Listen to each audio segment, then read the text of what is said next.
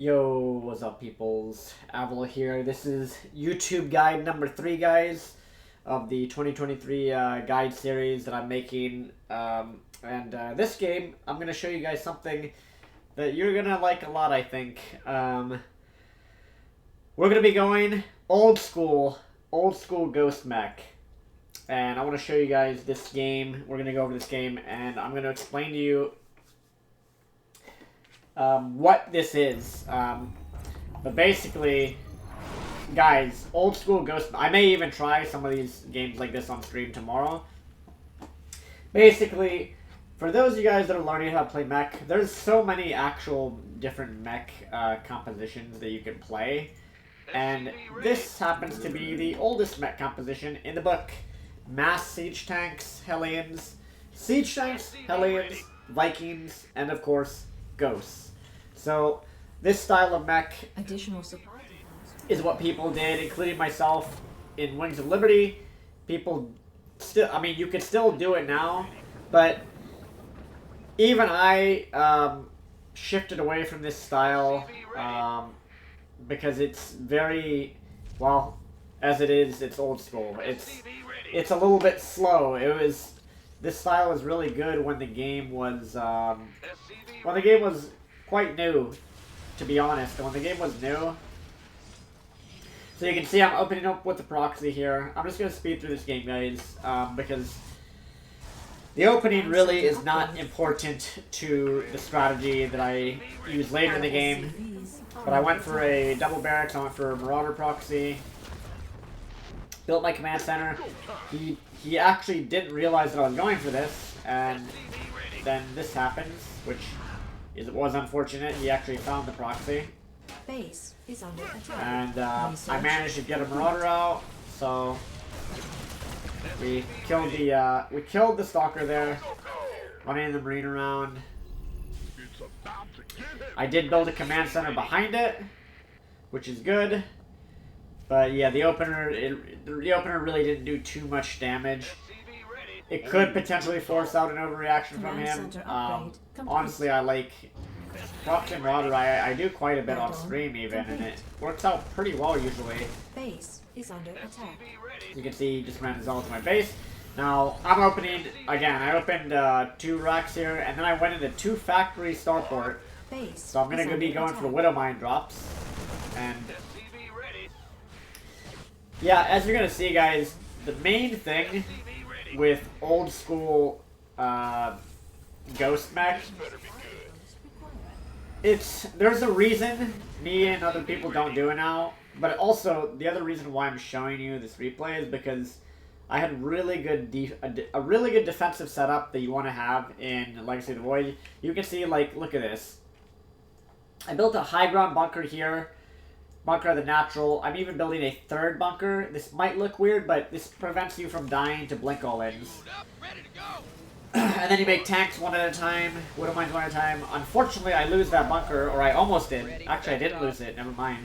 But even if I had lost it, I would have had the backup bunker, which is really nice. So, we got a medevac out. We're going to do Widow Mine drops in a moment. But the main thing is not dying to the blink all-in. Once you're safe from that, then you're good to go. You can see I have an anti-blink wall building over here. So I'm pretty safe. Like, you know, if this guy hard committed to blink, I would be fine. I would not die. But obviously, he's not going to commit too much past this. So now that I'm safe from potentially dying, now I can start doing Widow Mine drops. And so the idea behind this old school Ghost Mech style is you get up to 4 to 5 factories. I think I went 4 factory this game. But basically you go 4 factory, double reactor, double tech lab, and you build a barracks for Ghosts, and you build Vikings out of a starport. So it's basically it's almost like tank Viking and TvP, but with Hellions, a lot of Hellions and Ghosts added into the composition. You see I'm Widow Mine harassing here, and again, it's not too... The main thing is that I'm doing some type of harassment while my opponent, to keep him in his base, and to allow me to take my 3rd, and so yeah. So production setup, we see here, 4 factories, 2 reactor, 2 tech lab, reactor and starport, building Vikings, and then the barracks will be used for ghosts in a bit. You can see I'm Widowmine harassing mineral line. We got some probes there. Now, another thing, guys, to teach you guys about mech play. Third base defense. Depot wall. And I kid you not, you can build 3 bunkers at your third base in TvP. Like, keeping your third alive is a huge... Like, securing your third in this matchup, it can be tough. Especially if you're doing it before 140 supply. If you're going to take your third at, you know, at a good time, if you're going to take it at like 6 to 8 minutes, I recommend building the 3 bunkers at your natural. I built 2 this game behind a depot wall. I have a good tank setup. Trying to harass with Hellions here. And yeah, so we're just trying to mess with his economy with the Hellion and the Widowmine harassment. And you can see I'm even building a Ghost Academy as part of my wall. I have tanks here, 2 bunkers, a depot wall in front of the bunkers, tank on the high ground, tank on the high ground. So you can see this is a really layered defense. Like, this is going to be able to defend against like most things that people will throw at you if they go mass charge a lot, if they go mass blink stalker. You're going to be able to defend against most things. Double armor, he's researching, and so here we go. So he's going to attack in here. I wasn't even really like prepared for him to do something this huge. So let's watch what happens. So he's attacking in. I get the Vikings to target the Colossus. And like you'll notice again, he can't really kill me here because I have a lot of tanks on the high ground. I did have to pull workers to the bunker. I don't want to lose that bunker. I'm target firing the tanks on his stalkers and his Colossus, ideally. And so he can't break me here. There's no way he can break me. He tries to break the bunker. I even added on a Liberator just to help out with the defense. This is something that is really good in TvP when you're securing your third, to build like a single Liberator, really. And you just put it behind them. It can mess up the AI, and it can allow you to hold something that, you know, maybe he blinks in to try and kill the one Liberator, and then he takes 3 siege tank shots. So having one single Liberator in your defense, it's like, it's really underrated. This will not only scare Protosses, but it can bait them into trying to take out that Liberator. It's something that is pretty underused. Even I underuse it, but this game I did it. And it's really good. Surprisingly, guys, you can even see I'm doing like I put the tank here and then I build a depot in front of it. I could build another depot. Like, so the Sim City here by me, again, everything to help make, this is why I'm known as the God of Mech, guys. This is why we're making it happen. Like, because look at my setup. Like, there's not many players that will build this meticulously defensive-minded to make sure they don't die. There's a lot of stuff that you can die to from Protoss. We all know that. Like, that's why Protoss is a meme. Protoss is literally a meme race. Everybody complains about how easy Protoss is. And knowing that, you have to be really well set up to deal with it. So again, I'm just going to speed up. So again, the main thing here, guys, is 4 factories, 2 reactor, 2 tech lab, reactor starport, and then I even built 2 barracks for 2 double ghost production. So this is old school ghost mech. The idea is to build up a huge tank count and then mass Vikings to deal with air units, to deal with carriers and Tempest. And then you build ghosts to deal with High Templar, to EMP High Templar. Mineral field. Now, as we speed through this game here, what's the reason why do people not play like this all the time? Why do people think mech is not viable against Protoss? Why is it so difficult, guys? The reason? It's because of when you play tank Viking Ghost, it relies a lot on Vikings. There's a certain like critical mass of carriers they get that will actually beat Vikings, because you have to clump your Vikings to one-shot carriers, and if you clump them, then they get stormed or they take an Archon volley. And so this matchup is tough because look at all this supply I have in tanks. Like, these could be Banshees, and Banshees fly. You know, so Banshees circumvent the fact, like, Banshees fly. they cloak, they move fast, you can go attack them, like this style. Upgrade complete. And you can see that scan, that is what I call a Mech Terran scan right there. I don't know if you guys caught that. That is what I would refer to as a meching. This is the patented Mech Terran scan. Yeah, I mean, you do this too even when you're playing Bio, but this is even more important when you're playing Mech, is finding the Stargates and then constantly scanning to see are they committing to air or are they not. If so, then you also have to commit to anti-air. You have to commit to Vikings, stores, mines.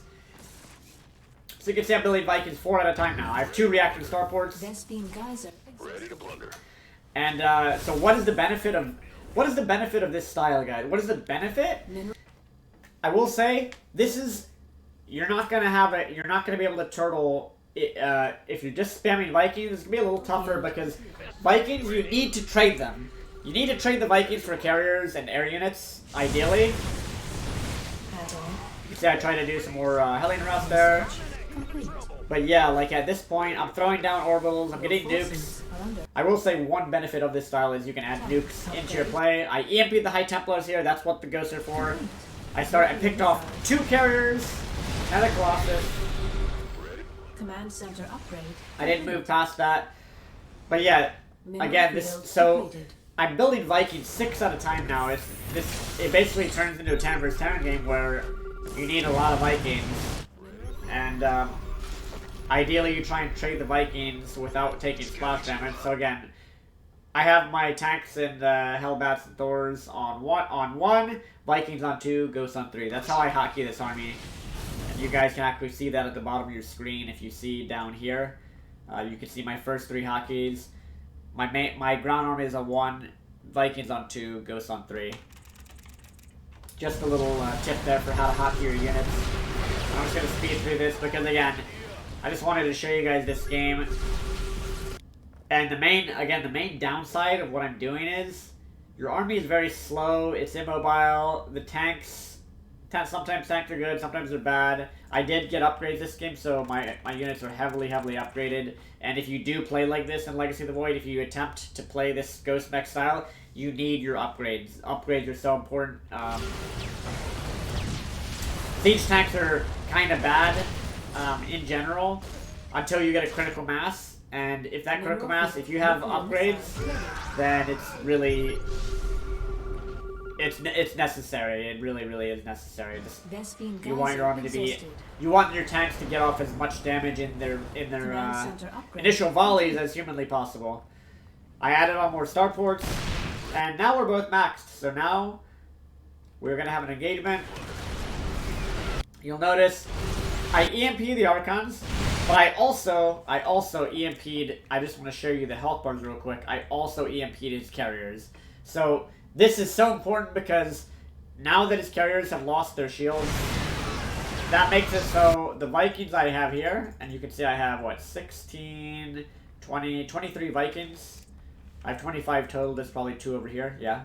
So EMPing the carriers and removing those shields can be really important. It makes the Vikings kill the carriers just much faster, and then it turns the fight in your favor. So you can see I'm actually like going to be one-shotting his carriers here. I'll actually move the screen, or I'll show you where my screen is. So again, I'm focus firing the Vikings on the carriers one by one, killing them one at a time. He doesn't have my Templar, no Archons. And there you go. So I actually win that fight.